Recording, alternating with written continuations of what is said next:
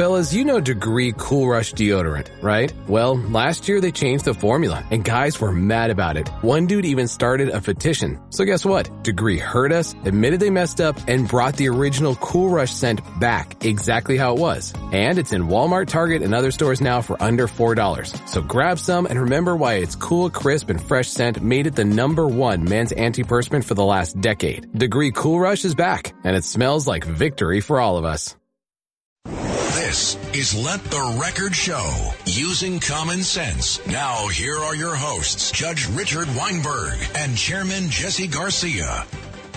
This is Let the Record Show. I'm Judge Richard Weinberg. With me is my good friend and esteemed colleague, Chairman Jesse Garcia of the Republican Party. Jesse is the Suffolk County Republican chair as well as the vice chair of the state party for all of New York State. Now, Jesse, we have a very interesting show today. We're going to have two very important guests. We're going to have Congressman John Faso, who is one of the leaders with Chairman Ed Cox of the Republican Party in the fight against the great gerrymander caper pulled by the Democrats in an attempt to gain control of the congressional delegation in New York, which will have nationwide impact for the future of this country. We'll be talking to John Faso about that. And then we're very privileged, after having that honor, to have Faso with us. We're going to have Ray Tierney, the very distinguished district attorney of Suffolk County, who, along with Rodney Harrington, who's the police commissioner in Suffolk County, have busted this case called the Gilgo Beach case with the mass murders, the serial murders, and we're going to have him for the last portion of our show. So it should be a very interesting show, Jesse, and I look forward to doing that. I think that we're going to learn a lot. So let me begin about something that's been troubling me and you and our guests, and not enough attention is being paid to it, and we really have to start paying attention on multi-levels, and that's the topic of China is on the march against America. I believe that it's time for us to wake up and protect America and the free world, and I'm not exaggerating by saying, and I had this little debate with John Catsimatidis last week on Katz and Cosby. John said we're in a Cold War with China. I said, John, I think it's much more than a Cold War. It's heating up dramatically. It may be a hot war. So what are your thoughts about the China problem? I think the China problem is, as you said, I think, honestly, we're in the middle of a shooting war. The ammunition's different. It may not be bullets and tanks and artillery. It's more on cybersecurity. It's more on hacking. It's threats to our infrastructure. It's threats to us on an international scale because the United States under the Biden administration has foregone America's leadership position on the world stage. And who's filling that? China's filling that. China's filling that, trying to broker peace treaties in the Middle East, getting involved in supporting and trying to get into diplomatic arrangements and partnerships with Saudi Arabia. It's doing that with Cuba right now. Basically, it's strategically moving around. They're partners with Russia and Iran. This is a problem that we're seeing here in America. The Biden administration has got its head in the sand. If they don't see that we're in a shooting war, a different type of war than we've done before with the Chinese or any other threat, then they're just not fit for the job, and they've demonstrated that with their policies over the last almost 2 years. So I think it's important that America wakes up that there is a China problem. There is a China problem that they're doing it on an international scale. They're using it economically. They're stealing our patents. They're stealing our technology, and they are threatening the very cyber networks that we depend upon, whether it be power, whether it be our electric grid, or whether it be national security or our official financial security systems, computer systems. I think, Jesse, that's very well said. You know, as you and I have talked about, the threats to the continuation of this great country come both internally and externally. And the biggest threat is China. Now, why is China, in my view, the biggest threat we face, and it has an enormous impact internally and externally? It's a big threat because they have a goal, and that goal in mind is to become the dominant power in the world. Their goal is to replace what historians and political scientists and diplomats call the Pax Americana, the American impact on world peace and world security. And they want to replace it. And they think that we're a nation on the decline, not in the ascendancy. And how have they done this? Well, Kerry, the former Secretary of State and presidential candidate, United States Senator from Massachusetts, is obsessed with this climate, his secular climate religion, that above everything else, everything has to be seen through the lens and the filter of climate change and global warming. And for that agenda, he'll surrender everything. He's just run to China and on bended knee to try to make deals with China because he's worried about China. China and India are the two biggest polluters in the world. They're the ones who don't adhere to the Paris Accords. The only major country that adheres to the Paris Accords is the United States of America. And that has led to a unilateral disarmament in terms of our energy security, Jesse. So that's one. Number two, they've thrown a lot of money in academia, and they've bought off some of the major intellectual communities and institutions in this country, including University of Pennsylvania, where the Biden family and Biden himself got money out of this Biden Center, which was funded by the Chinese. What a coincidence that is, Jesse. So they've infiltrated universities. They've infiltrated big global corporations with their students and engineers. They've stolen technology. They're always trying to compromise and hack into information. There's this great debate now. A good friend, Dr. Mark Siegel, just had a column in The Hill about this, about the issue, where did the COVID virus start? And Dr. Siegel said, look, there's very compelling evidence that it started in the lab. There's not so much compelling evidence that it was deliberately made as a weapon of war. Giving them the benefit of that is the Chinese. It was built in maybe as a research tool to try to protect against the virus. So it was defensive rather than offensive, if you want to give them the benefit of the doubt. And he just posits the question. He's not adopting a position. I myself have real doubts about the origin being a wet market. Maybe somebody from the lab who was infected because of the handling of the virus went to a wet market and then spread from the wet market. But I don't think it was spontaneously generated out of nature because there was too much of adjustments in this virus that were genetically engineered. So that's my view on that. It never came clean. They hid it. The World Health Organization was in the tank for them. They defended them. They sent their people all over the world when they should have been telling their people to stay in China. And those people then spread the disease. I don't know, what was it, 8 million people across the world that we know have lost their lives, and about 1 million here in this country.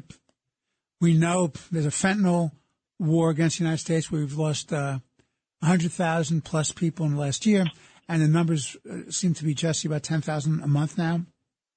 And we know that the ingredients for the fentanyl is coming from China, which they then give to the Mexican cartels, who then infiltrate our country with their drugs. And it's a drug of death. It's as bad as any disease we've ever known, this drug of death, fentanyl. And too much fentanyl could wipe out whole populations in the hundreds of thousands. This is very serious business. And what does the Biden administration do? Does it recognize that we're having this very hot Cold War against us? Are we protecting America by sealing our borders, by telling the Chinese stop the flow of the fentanyl the way Trump had stopped it? Are we doing that? No, we're not doing that. So when we talk about China being a threat, it's hitting us on all those levels. The other thing is they're building up their military alliances, Jesse. Yes, they are. And they have strategic alliances now all across the world. And they've broken wide open the Monroe Doctrine, which said foreign powers cannot have a military presence in our hemisphere. They have a military presence all throughout South and Latin America, starting with your country, of your forefathers, Cuba. They have it in Mexico. They have it in Nicaragua. They have it in Venezuela. So, and our militaries is not up to snuff because of wokeism. We're not getting the recruits that we need, Jesse. There's a United States Senate's chairman of the Armed Services Committee, Senator Whitaker, and he said our Navy's not ready for combat. and we have threats to our infrastructure because we're relying, because of this energy obsession, we're going to be relying on the electric grid, and we're dependent on electric grids and batteries. Who? China. We're dependent on them for pharmaceuticals. I mean, if we had to make bullets, we even depend on them for natural resources to make the bullets. So let me ask you this question. Are we totally out of our minds, Jesse?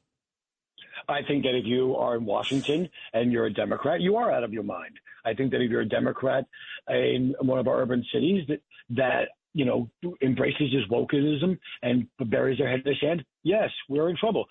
And it's President Xi himself who has now established himself to be the president forever, which is a dictatorship.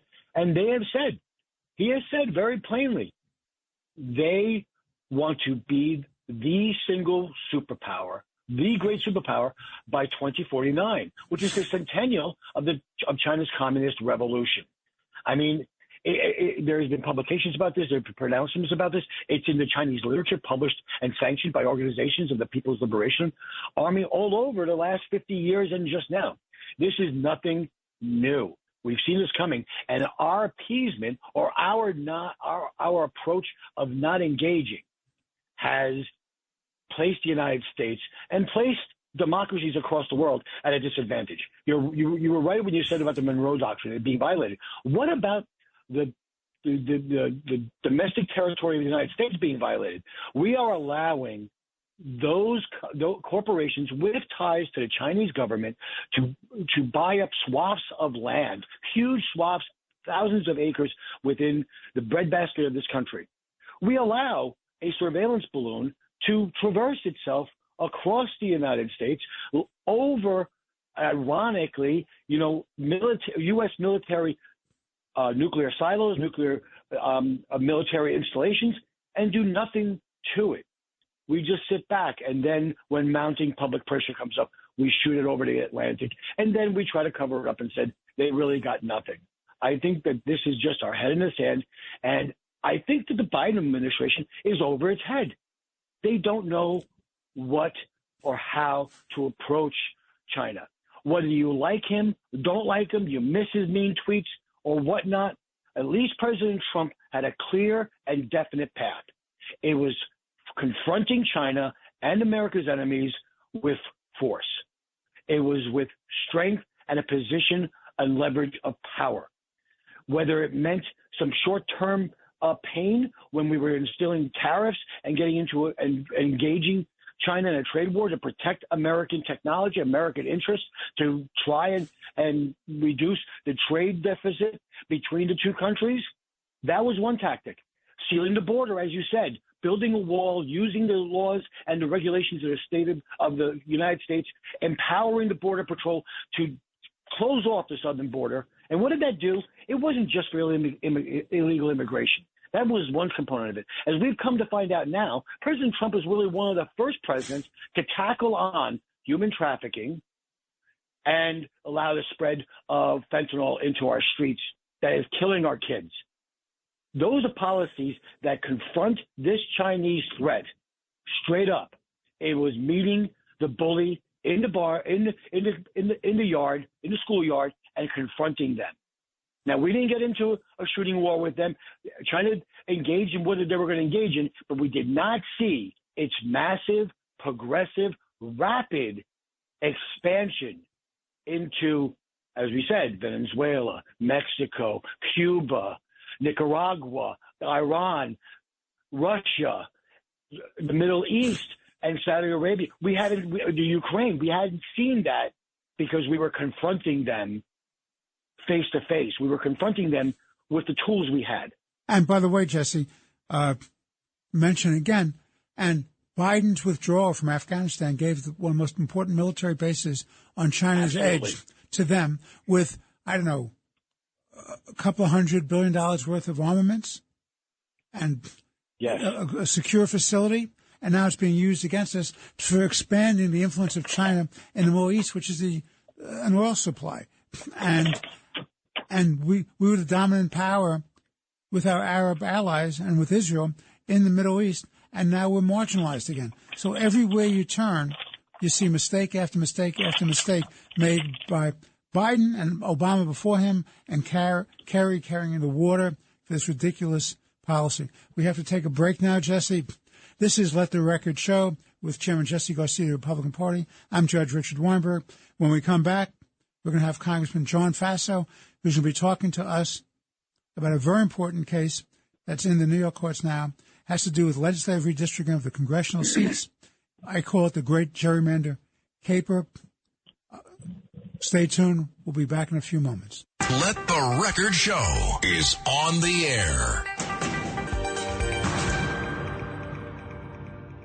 If you're having problems with your septic system and you're tired of spending so much money each year to have it pumped, then SeptiClean is the answer for you. SeptiClean is an advanced specially formulated blend of bacteria used in the treatment of home and commercial septic systems. The breakdown of waste in your system relies on biological activity of naturally occurring bacteria. SeptiClean restores the natural biological process in your septic system and boosts the existing biological activity. SeptiClean is completely safe on all plumbing and can help prevent expensive emergencies in pumping. SeptiClean has approximately 6 to 100 times the bacteria count of other leading off-the-shelf brands in a 1-year supply. SeptiClean comes in a water-soluble pack, which you flush down the toilet once a month with no mess or stress. Save time, money, and maintenance on your septic system. Find SeptiClean at Emporium True Value Hardware on Main Street in Sag Harbor, or visit micro-tab.com. That's micro-tabb.com. Micro-tabb.com. ChatGPT Plus is free for college students through May. Here's the thing. You've got a lot to do between now and then. Studying for finals, writing papers, trying to keep your life on track. And ChatGPT can help with all of it. It can quiz you for your econ exam, make a study guide from your French notes, plan out your meals and study breaks. It can get really specific on how you like to learn. It can even help you come up with ways to stop procrastinating. So from now until summer break, take advantage of all the ways ChatGPT can make your life easier. Restrictions apply. This is Let the Record Show.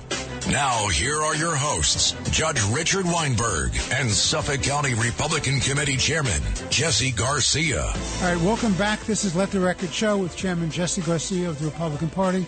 I'm Judge Richard Weinberg. We're honored and privileged indeed to have a good friend of ours, Congressman John Faso, who, along with Chairman Ed Cox of the Republican Party, led the fight against what I call the great gerrymander caper. So there was a redistricting that was done by a special master, Congressman, and that special master created competitive districts. And as a result of those competitive districts, the districts came out, instead of having 4 members of Congress from the Republican Party, they had a large number. I think the number is about 11. Is that correct? That's correct. It had 11. Yes, right. Correct. And the significance of that for our listeners is that's the difference between the Republicans controlling the majority in the House of Representatives and electing the Speaker or being the minority. And the significance of that is that a lot of the scandals and the cover-ups going on in Washington would not be revealed today, and there are hearings today going forward on this, without having the leadership of the Congress in the hands of Republicans. Is that a fair summary? That is definitely a fair summary, Richard. So why don't you take us through and tell us how this began and where do we stand and why this recent case in the appellate division is wrong, and let's hope for the best. Tell us. Well, I'll give you the thumbnail sketch here for you and your listeners. Back in 2014, the people of New York adopted a constitutional amendment which had a very strict prohibition against partisan gerrymandering. It said district lines may not be drawn to benefit one party or candidate over another party or candidate. And it also contained very strict procedural requirements as to how the state legislature was to adopt and consider a redistricting plan after receiving it from a newly established redistricting commission. Now, fast forward to 2022, the redistricting commission failed in its mission. It sent a first plan, which was rejected by the legislature, both the state Senate and Assembly, and then they had 15 more days to send a second plan. They never sent the second plan, and there are differences of opinion as to why it wasn't sent.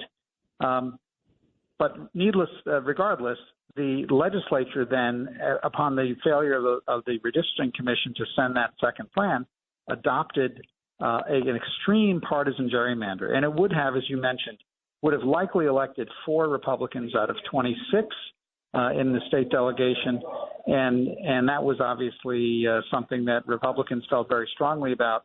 So a group of Republican voters, and I was part of the effort to organize this whole thing, along with Ed Cox, they sued on the very day Governor Hochul signed the gerrymander. And fast forward, we won at the Supreme Court level, we won at the appellate level, and then we won a groundbreaking decision last April in 2022 at the Court of Appeals. And they ruled that the lines had been illegally and unconstitutionally gerrymandered to benefit one party over another. And they ruled the legislature didn't follow the procedures that had been set out. And so they said the only remedy is a court-ordered plan. So the court, if they sent it back to the original Supreme Court judge who heard the case, he appointed a master who was an independent person, an expert, to draw the lines. And the result was we have more competitive districts in New York State than in any other state in the nation. And because Republicans did well in the election last year with Lee Zeldin running for governor, because he did well, didn't win, but he got 47% of the vote, and Republican candidates across the state did well and ran against the tide that was happening nationally, because we thought there'd be a red wave. Many people thought they would, but it never materialized, but it did here in New York. And so there were 11 Republicans elected. The Democrats sat back and said, what do we do now? And so they decided, well, we're going to challenge the lines again. We're going to say that the Court of Appeals decision, and remember, the Court of Appeals is our highest court in New York State, the Court of Appeals decision that found that the plan was an illegal, unconstitutional gerrymander, that was only for 2022, and that for the rest of the decade, there should be new lines drafted by the commission and by the state legislature for Congress. And that case was rejected at the trial level, and then the appellate division ruled 3-2 against us last week. We feel the decision was wrong both on the substance and the law, and this decision will be appealed to the State Court of Appeals. And I have to tell you, Judge, and Jesse, I feel confident that we're going to be able to win, because this case, it's very clear under our Constitution that there should not be a mid-decade redistricting, and that the practical effect for the citizens of our state will be mass confusion as to who is representing them in Congress, and yet another round of new districts if the Democrats were to succeed. So I think on both constitutional and public policy grounds, the Court of Appeals should uphold our case. Well, the problem, Congressman, is this. There was a change in the composition of the court. The chief judge at the time, John DeFiore, who voted with the view that the Democrats had acted unconstitutionally and beyond their authority by their legislative action, and this very partisan Democratic gerrymandering. And remember, I'm the House Democrat, and I'm telling you, I thought it was offensive to do that because I believe in a two-party system. So yes. She left the court. The nominee, the first nominee of Governor Hochul, was rejected by the left-wing fringe of the Democratic Party that controls the state Senate. So they have somebody else in there, Judge Rowan Wilson, who I do not know. I'm told he's a very decent man. But you have two new judges on the court. Now, my view, and I read the decision of the appellate division, and I read the dissenting opinion, and you and I have talked about this previously. I think it's defective in a couple of ways. It's procedurally defective because it came too late. They were looking for a writ of mandamus to compel them to do something, but they should have brought the action earlier. So that's a procedural defect. And it's a constitutional defect because, if I recall correctly, Congressman, the state constitution does not allow for redistricting except during the 10-year cycle, and they can't do it piecemeal. Am I correct about that? That's correct. And so I feel that our case on appeal will prevail. We have a very strong case, and basically, Judge Wilson. And just one thing slightly to correct what you said, Judge, and I'm always reticent to correct a judge. there's only one new member of the Court of Appeals, and that's Caitlin Halligan. You're right, but you're correct. Wilson went from associate judge to chief judge. Absolutely That's correct. right. And Caitlin Halligan is now an associate judge on the court. Her reputation is one of being a very, very smart lawyer, very fair, and someone who follows precedent. And it's interesting also that Judge Wilson, when he was before the Senate, and he was asked a question by Senator Jack Martins from Nassau County about the Harkenrider case and whether he, even though he was in dissent on that case, whether he thought that was settled law now in the state. And he said absolutely it was. He agreed that it is settled law and that he would respect the precedent of that case if a similar case were to come before him. So I think that Democrats are counting their chickens before they're hatched here. Well, that's good. Jesse, questions for the congressman? Congressman, first of all, thank you for the service you've done to the people of New York over the last several years, especially on redistricting, but on other matters and how you fought for New York as a member of Congress and in the state legislature. My question is, and it's amazing because I sit here and the Daily News, which is no fan of Republicans or conservatives or and leans left, their editorial of mid-June said that this is settled law. The Democrats, if they want to win the House, should get better candidates. Redistricting should take place in 2032. So I think that's, when you get an entity like that, to agree with you, I think it harkens back. I also like what you said, that there's only one new member of the Court of Appeals, and that the new chief judge has said that it's settled law and that he would abide by it would go forward. So that gives me faith. However, I can't go with faith alone.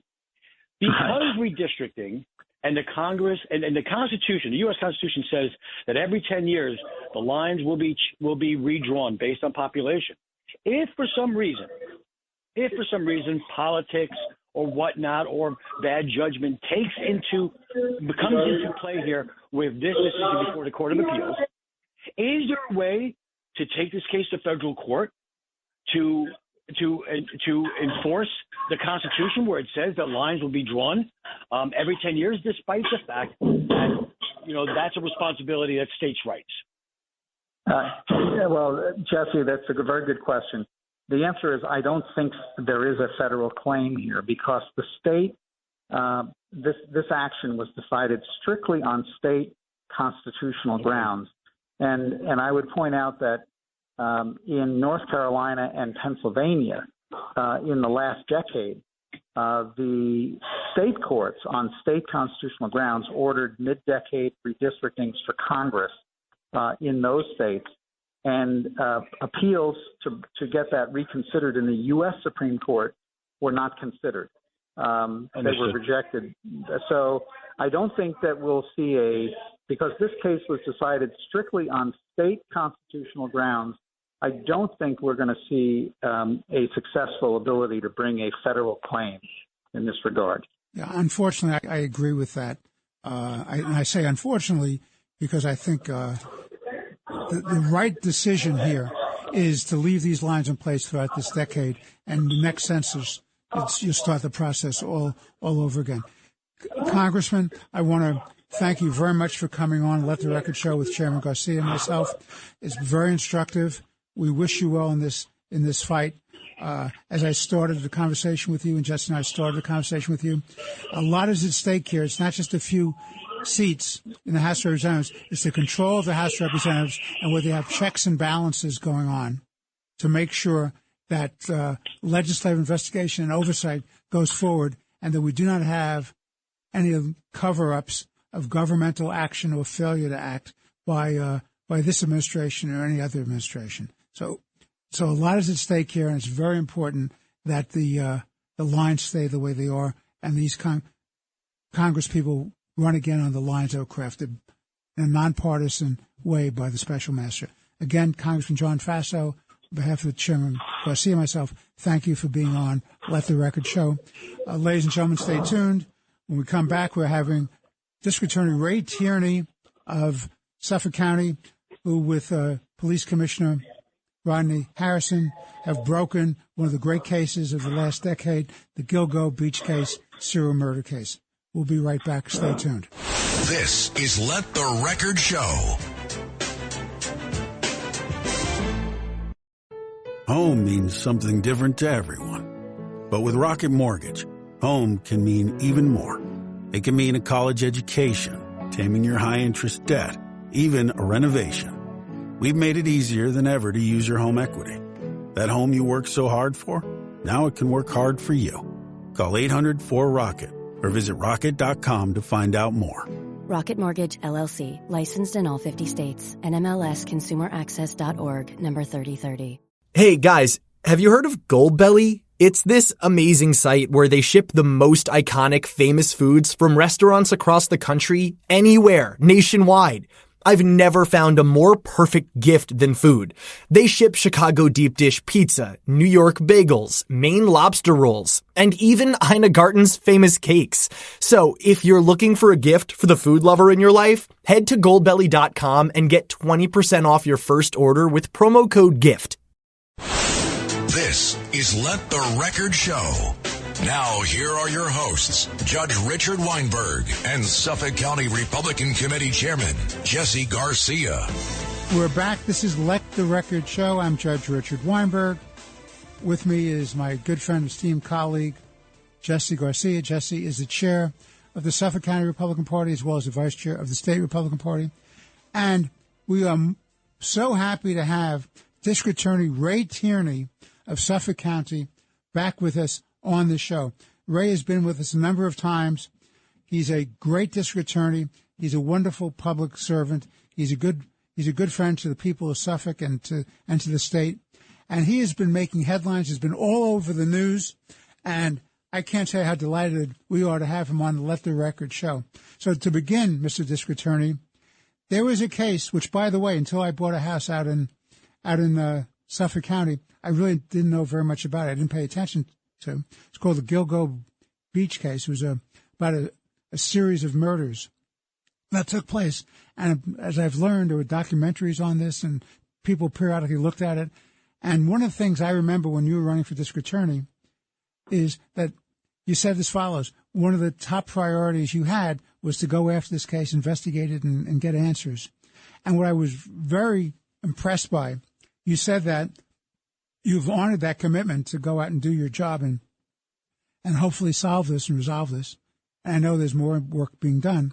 But what you didn't do for political purposes or public relations purposes, and I commend you this as a former Supreme Court justice, you didn't go out there and pound your chest and have press conferences and speechify about how everything was going and how wonderful you were. You just did your work, and you did that with the police commissioner, Rodney Harrington. So would you tell us how this whole thing started when you created this task force with the police commissioner and what you did, what the vision was, and why was this such an important case to deal with?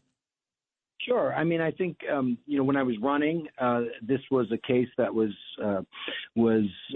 had a tremendous amount of public interest, not just because of the victims. I think also because it was just something that really struck at the heart of Long Islanders. So, we said we were going to do this. When I was running, we said we were going to do this task force model. And we were going to bring in all of the investigators into a room with our great investigators in the DA's office, our great analysts, as well as our attorneys.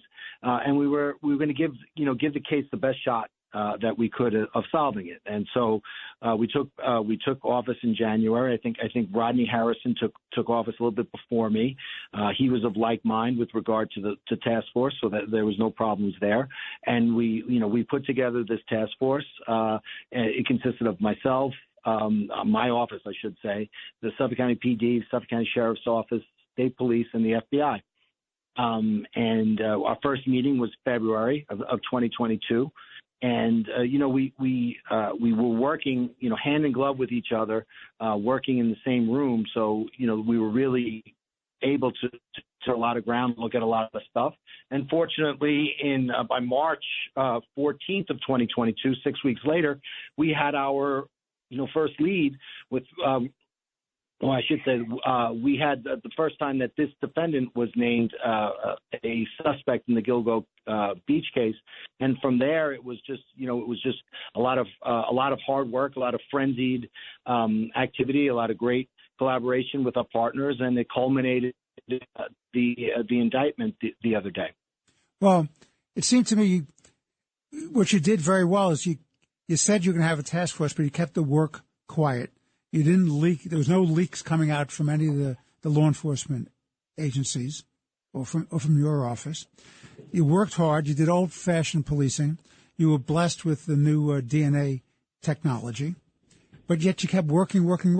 And then when you had somebody who is a person of interest, as we say in the business, you had to watch him, because wasn't a big fear that if this guy in fact was a serial killer, he's out there operating again, and you had to make sure that somebody else wasn't victimized.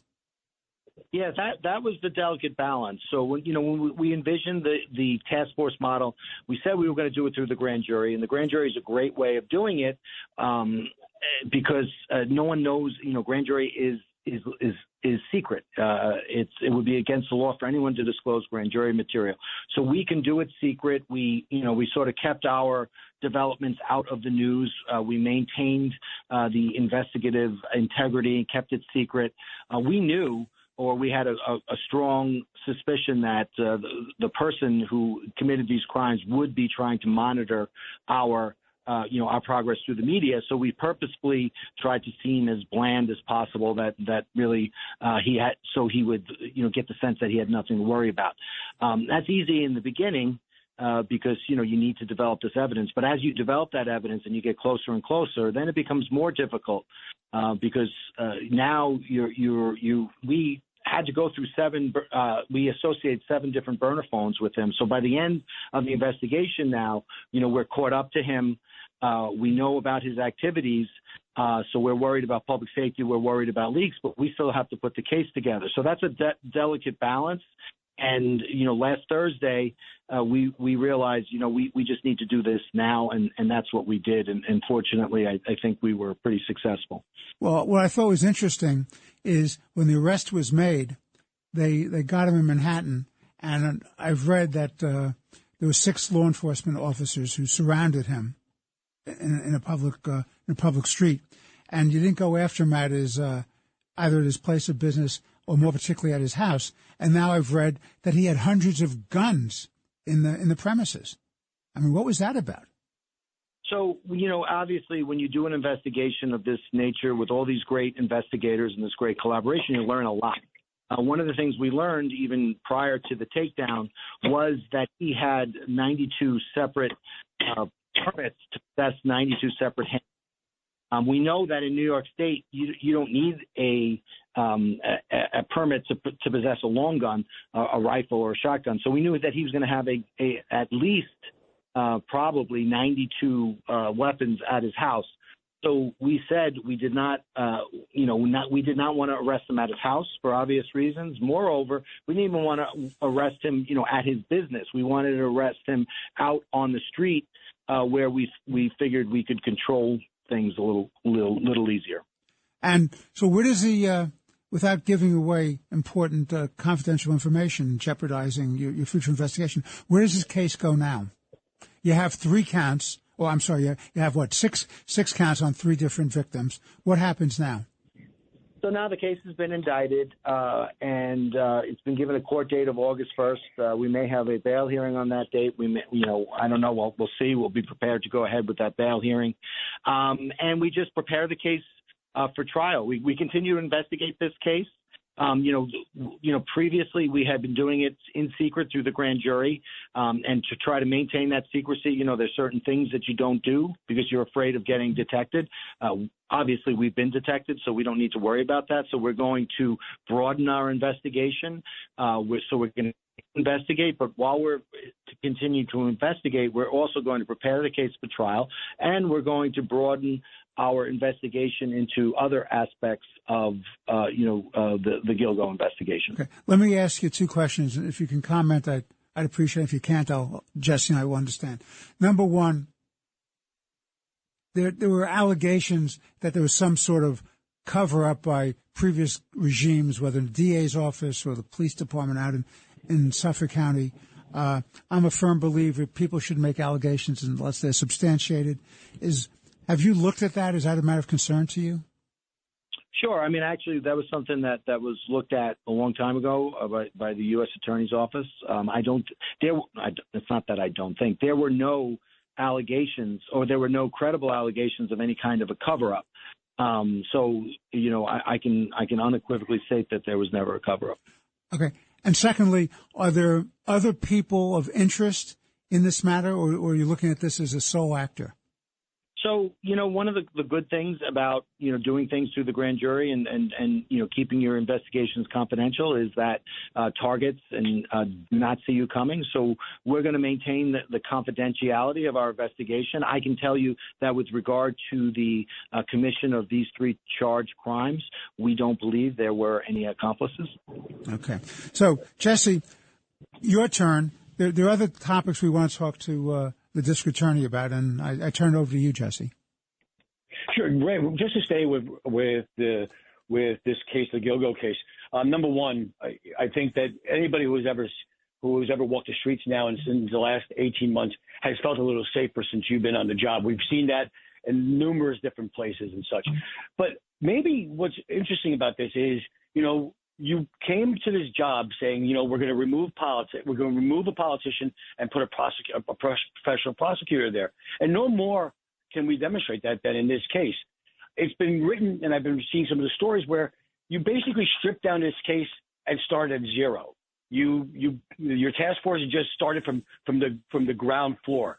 Maybe take us through that. The other thing is, I understand that this task force was off-site. You made sure it was separate from everything so that their work could be secure as much as possible. Tell me, as someone with almost 30 years of prosecutorial experience, I mean, you had to have some anxious moments during that whole entire period of time where some of the information may or may not get out, maybe just by an accident or a slip of the tongue. But first, tell us how you decided to ground this down to ground level and rebuild this case, which led to this suspect the first time we've ever heard about him. And then about those moments that as you're getting closer to this date of last Thursday, that you were able to then pull the trigger and apprehend him, arrest him in New York City. Okay, well, I mean, I think the first thing is, I've been a prosecutor for 30 years.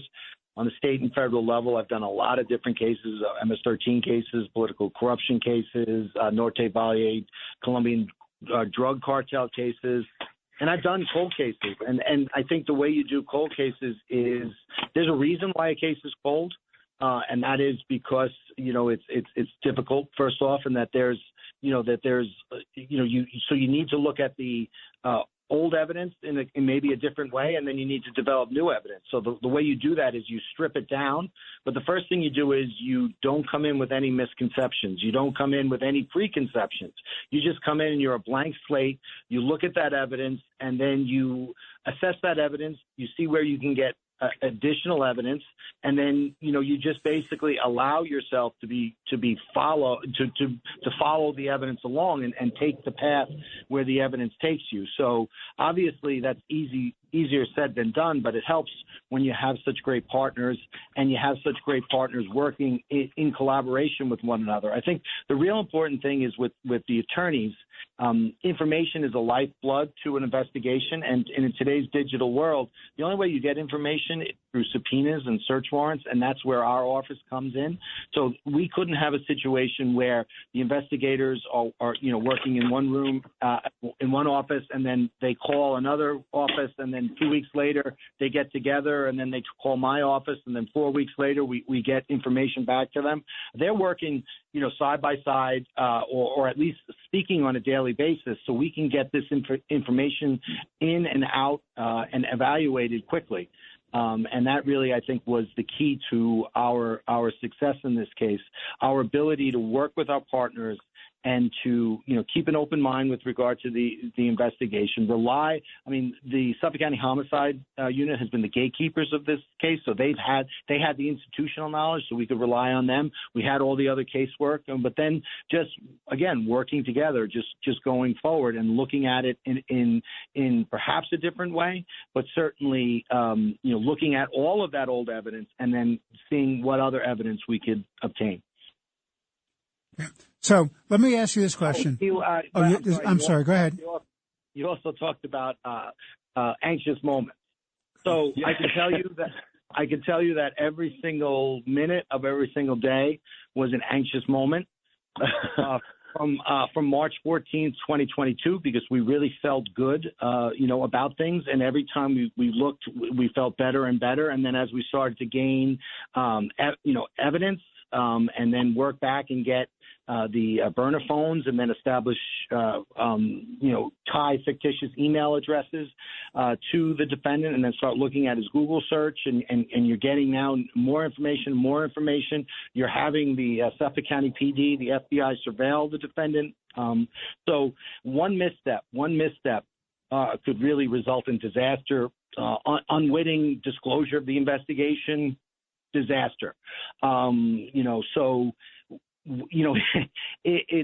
didn't get a whole lot of sleep, and look, I'm not the only one. I think probably a lot of people felt that way. But God bless, thanks to the professionalism of our partners and the folks in my office, we were able to get through it. But I think that's why right at the very end, we had planned to carry on the investigation and the grand jury a little bit longer, but we just got to the point where, we decided last Thursday we need to do this, and we need to do this now. Was there something happening that made you move earlier than you anticipated?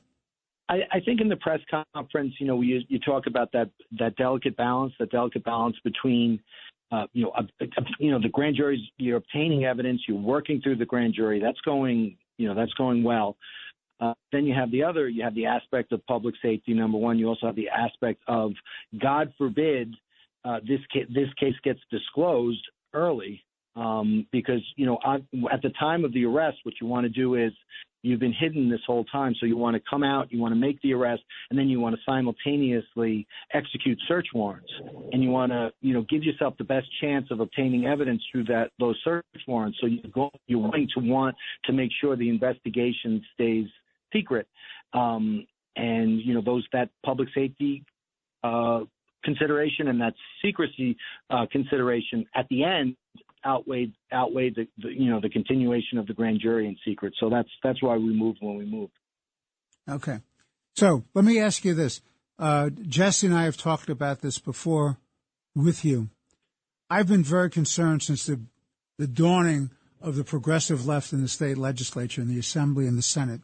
They've passed a whole group of bills, all of which, in my humble opinion, have undermined public safety, law enforcement, and have made your county, the city of New York, the entire state of New York, less safe. So what are some of those bad pieces of legislation, and what can be done to confront them and deal with this? So, they're continuing to multiply. I mean, in the beginning, we had criminal justice and bail reform, which were bad, and we've talked about that. But now we have, the clean slate law, where convictions are getting eradicated. We have the Domestic Violence Survivors Justice Act, which means that if you kill somebody and you can prove that you've suffered from abuse, domestic abuse, and that domestic abuse played a role in the commission of your crime, even though the target of your crime, in other words, the person you kill, had nothing to do with that abuse, doesn't matter. The most you could serve in jail is 5 years, which is just insanity. Well, let me get that straight. So if I'm the abuser of a woman, and the next relationship she has is with Jesse, she decides to kill Jesse because I mistreated her. Is that what you're telling the audience? Yes. Jesse, you and I better behave ourselves. Exactly. That's just, can I tell you what upsets me about this, having been an assistant attorney general and having been both a criminal court and a state Supreme Court justice? What upsets me about all these legislative proposals, first of all, they're literally drafted in the middle of the night by advocates who have an agenda, whether you're talking about bail reform or the discovery, or attacks for example, against qualified immunity for law enforcement. If you're talking about this clean slate, which impedes the ability to get records, early release from parole, whatever they they come up with on a constant basis, it always seemed to me, Ray, that what they're doing is they're making this stuff out of whole cloth. They're not worried about public safety and the security of the public at all. They're pushing this thing through, and they don't have real life, real world experience. They haven't talked to the judges. They haven't talked to law enforcement. They haven't talked to the prosecutors. They just push them through. What say you? Well, you're absolutely right, Judge. And I don't think that they have a fundamental misunderstanding of our criminal justice system, which is an adversarial system. But like, take this clean slate law. They'll say, we need to have the clean slate law because, of a woman who, when she was, 19 years old, and she was being abused by a spouse. She didn't have money, so she stole food out of a pantry, and she got a conviction, and she needs to have that conviction expunged. I completely agree with them. And under our existing law, prior to clean slate, she could have gotten that conviction expunged, and any prosecutor, worth their salt would have joined in that application. But they use that example to make this overbroad statute where a lot of really dangerous people will get their convictions expunged as well. And we see it over and over again. And moreover, Judge, when I ran for office, I was a little naive. I said, listen, I'm gonna get in and I'm gonna do my job, and I'm not gonna complain about the rules because nobody likes a complainer. But these laws are just so deadly and so antithetical to public safety. As the chief law enforcement officer in Suffolk County, someone who's responsible for public safety, I have an obligation to talk about it because what's being fed to the public is just flat out wrong. Well, that's exactly right. And the problem is, and we've discussed this, and this is what makes my eyes bleed and my head explode. New York State is the only state in the country where judges do not have discretion to make a determination on bail based on dangerousness of the defendant before him or her. Only one. And the federal system allows for the judges to do that as well, to consider dangerousness. And they keep saying, well, show us the data. The data is there, but even more important, and notwithstanding, Hochul saying she's cleaned everything up, our esteemed governor, she hasn't cleaned it up. And Stuart Cousins, the leader of the Senate, and Carl Hastie, the leader of the Assembly, they have not cleaned it up. It's still out there causing a problem. And the problem is that people feel unsafe. The perception and the reality is that these are dangerous places to live in. Now, what happens when people are not safe? They flee. They vote with their feet. They get out of town. And so in the last year, Ray, 484,000 people have left the state of New York. In the last 10 years, 2 million have left the state of New York. You're losing the most productive people, the taxpayers, the people who support all the public programs, all the charities, all the hospitals, all the cultural centers. All that is being lost, and we're being flooded by migrants, and we don't know who they are, whether they're criminal records or not criminal records, whether they're public health issues in terms of disease, whether they're members of gangs, whether they're terrorists. Could you comment on that? Yeah, I mean, I think the amazing thing to me is in Suffolk County, our social services have been stretched to a breaking point. As far as housing, we have an unbelievable opioid overdose crisis. At least 400 citizens died of opioid overdose last year. That means more than one person a day died in Suffolk County as a result of a drug overdose. Our mental health centers, our drug treatment centers are filled to bursting. And they keep on passing this legislation, which makes it tougher for us to do this job.